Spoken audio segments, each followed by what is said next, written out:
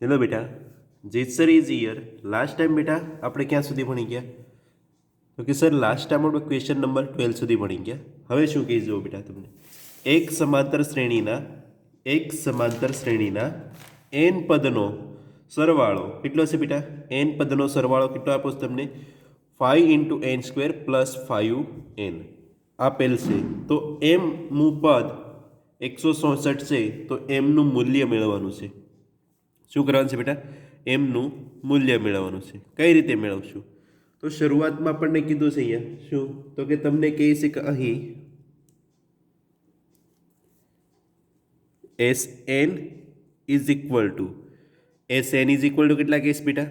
તમને કહી દીધું છે Sn is equal two 3n² 5n. બરાબર ને બેટા? તો હવે તમારી પાસે આમાં જ્યારે હું n ઇઝ ઇક્વલ ટુ 1 લેતા તો શું થાય? તો કે sir S1 is equal two 3 × 1² + 5 × 1. તો કેટલા થશે બેટા? 3 + 5 ઇઝ ઇક્વલ ટુ 8. પણ કોના માટે? S1 માટે. કોના માટે? S1 માટે. હજી આપણે આગળ જોઈએ બેટા તો શું થાય? તો કે સર હજી તમે S2 માટે એટલે કે n માટે 2 લઈ લો, તો કે 2 × 2² 3 × 2² × 5 × 2 એટલે કેટલા થશે? 4 × 3 12 + 10 કેટલા થશે? 22. તો S2 ઇઝ ઇક્વલ ટુ કેટલા આવ્યા બેટા? 22. ખબર પડે છે બેટા? S2 ઇઝ ઇક્વલ ટુ તો 22 આવી ગયા. હવે તમારી પાસે હવે શું થશે બેટા? તમને ખબર છે કે હવે શું કરશું આગળ? કે સર A1 બરાબર S1 થાય ઇઝ ઇક્વલ ટુ એ પણ થાય. પણ જ્યારે S2ની વાત આવે ત્યારે A2 + A1 હોય. શું હોય? A2 + A1. તો હવે મારે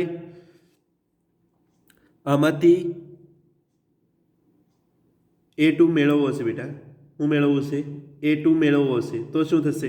તો કે sir A2 is equal two S2 - A1 એટલે કે 22 - 8 અને A2 એટલે કેટલા આવશે? 22 - 8 એટલે 14. ખબર પડી બેટા આમાં A2ની કિંમત કઈ રીતે મેળવી મેં? બરાબર બેટા? હવે આપણી પાસે A2ની કિંમત A1ની કિંમત આપી દીધી છે. હવે D મેળવવો હોય તો બેટા શું કરીશું D મેળવવા માટે? તો કે sir D is equal two A2 - A1 અને Dની કિંમત માટે 14 - 8 એટલે કે D ઇઝ ઇક્વલ ટુ 6. કેટલા મળ્યા? 6. યાદ રહેશે બેટા? D is equal two 6. હવે શું કરશો? તમને આપેલું છે શું કહે છે? અને એમનું પદ કેટલું છે? એમનું પદ કેટલું આપેલું છે તમને? એમનું પદ તો કે સર એમનું પદ તો મને આપેલું છે. કયું? તો કે AM is equal to A plus M-1 into D. બરાબર ને? તો કે સર આ કેટલું આપેલું છે? તો કે 167 ઇઝ ઇક્વલ ટુ એની કિંમત કેટલી છે મારી પાસે? સર એની કિંમત છે મારી પાસે A1ની કિંમત છે 8 પ્લસ M-1 ઇન્ટુ Dની કિંમત કેટલી છે? 6. બરાબર બેટા? ખબર પડશે આમાં? હવે શું કરીશું? આ 8ને બરાબરની આ બાજુ લાવો એટલે 67 - 8 is equal two M-1 into 6. 67 - M કરવા જાઓ તો કેટલા વધે બેટા? 67 - M કરવા જાઓ તો તમારી પાસે 156 કેટલા વધશે? 156 is equal two M-1 into 6. હવે 6ને બરાબરને આ બાજુ મોકલો એટલે કે ડિવાઈડ બાય 6 તો M-1 બરાબર. તો તમારી પાસે M ઇઝ ઇક્વલ ટુ 1 26 ગુણ્યા 6 કરવા જાઓ બેટા 26 ગુણ્યા 6 કરો ને ત્યારે કેટલા આવે? 156. બરાબર? તો આ 6 ઉડી જશે. તો તમારી પાસે ઇઝ ઇક્વલ ટુ 26 અને M ઇઝ ઇક્વલ ટુ 26 + 1 અને M ઇઝ ઇક્વલ ટુ કેટલા આવે? 27. બરાબર બેટા? ખબર પડી? તો અહીંયા તમે શું મેળવ્યું? એમનું મૂલ્ય મેળવી લીધું. કોનું? એમનું મૂલ્ય. ઓકે બેટા? Please pause the video right now. Then now question number બેટા 14 શું કહે છે? જેથી જેથી બનતી શ્રેણી સમાંતર શ્રેણી હોય તો તે રીતે 8 અને 26 વચ્ચે 5 ઉમેરો. એટલે બેટા તમને અહીંયા એક સમાંતર શ્રેણીની અંદર પ્રથમ પદ અને લાસ્ટ પદ બંને આપી દીધું છે. કયું? તો કે તમને અહીંયા એ અને બીની વચ્ચે કોઈ સંખ્યા ઉમેરવાની છે. શરૂઆત તમે અહીંથી કરશો. શું કરશો બેટા? તો કે એ અને બીની વચ્ચે 5 સંખ્યા શું કરવાની છે બેટા? સંખ્યાઓ ઉમેરવાથી બનતી શ્રેણી.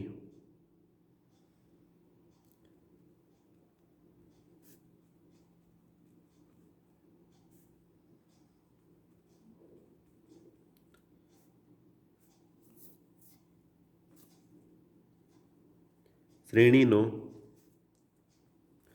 સામાન્ય તફાવત.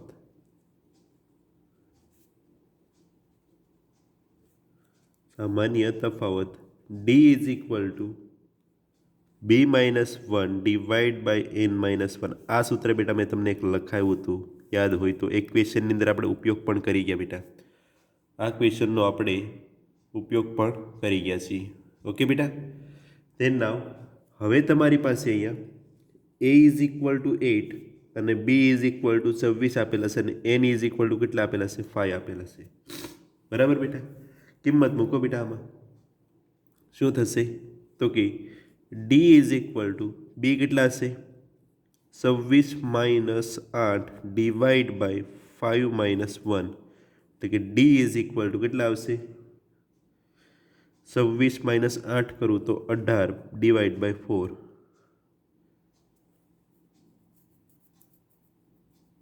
છેદ કઈ રીતે ઉડાડશો બેટા? સોરી હા બેટા, અહીંયા પ્લસ છે તો અહીંયા કેટલા આવશે? 6. બરાબર. તો છેદ કઈ રીતે ઉડાડશો? તો કે d ઇઝ ઇક્વલ ટુ 3. 6 3 જા 18. ઓકે, ડીની કિંમત મળી ગઈ. હવે બેટા આપણે આગળ એક વસ્તુ ભણી ગયા છીએ. કઈ? તો કે સર મારે 5મું પદ એટલે કે 5મી સંખ્યાઓ 5 સંખ્યા ઉમેરવાથી મળતી સંખ્યા મેળવવી હોય તો કઈ રીતે કરીશ? તો કે સર શરૂઆતમાં મારી પાસે a1 ઇઝ ઇક્વલ ટુ શું થશે? તો કે સર a પ્લસ ડી. તો એની કિંમત કેટલી છે? 8 પ્લસ 6 કેટલા મળે મને? સોરી 8 પ્લસ 3 કેટલા મળે? 11. આ મને શું મળી ગયું? a1. હવે a2 ઇઝ ઇક્વલ ટુ મેળવવા જાઓ તો a1 plus D 11 plus 3. a3 મેળવવા જાઓ તો a2 પ્લસ ડી. a4 મેળવવા જાઓ તો a3 પ્લસ ડી અને a5 મેળવવા જાઓ તો a4 પ્લસ ડી.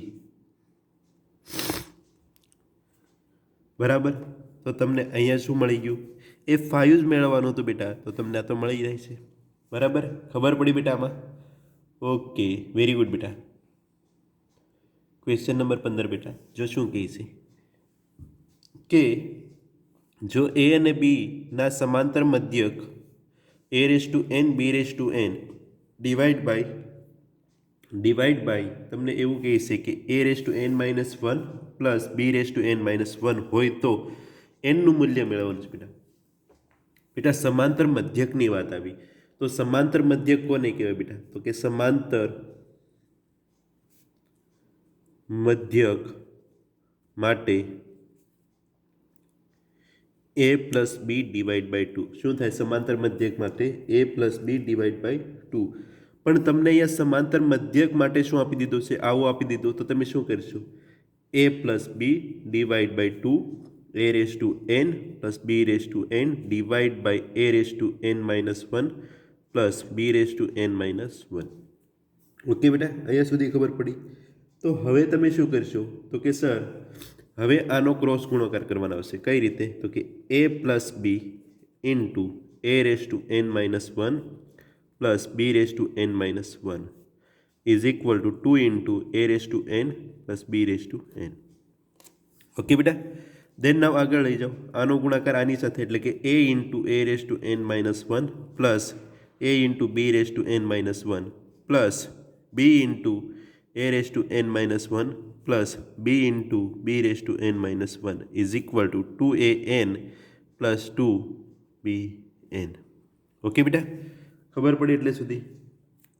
ઓકે, આગળ લઈ જાઓ બેટા. હવે શું થશે તમારી પાસે?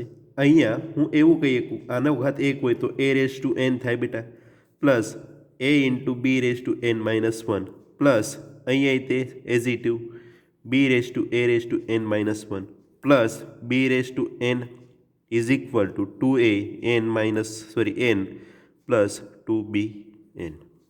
થાય કે ના થાય બેટા? આવું ખબર પડી બેટા અહીંયા સુધી? હવે શું કરીશ બેટા હું? તો કે સર હવે મારી પાસે હવે શું થશે બેટા? આ 2a a raise to n આ બાજુ જાય તો અહીંથી માઇનસ થઈ જાય, આ પણ આ માઇનસ થઈ જાય. શું વધશે તમારી પાસે? a raise to B raise to n minus one plus B raise to B into a raise to n minus one is equal to 2 તો ઉડી જશે. કેટલા વધશે? n plus B raise to n. ખબર પડી બેટા? હવે શું કરશો બેટા? તો કે સર હું પદની અદલા બદલી કરીશ, એટલે કે આને આ બાજુ લાવીશ. a into B raise to n minus one into a raise to n is equal to B raise to n minus B raise to a raise to n minus one. બરાબર બેટા? ખબર પડી આમાં? એટલી ખબર પડી બેટા? તો હવે તમારી પાસે શું થશે બેટા? હવે તમારી પાસે શું થશે? તો કે સર હું બંને જગ્યાએથી અહીંયાથી સામાન્ય શું કાઢીશું? તો કે સર હું અહીંથી a raise to n minus one સામાન્ય કાઢી લઉં તો અહીંયા શું વધે?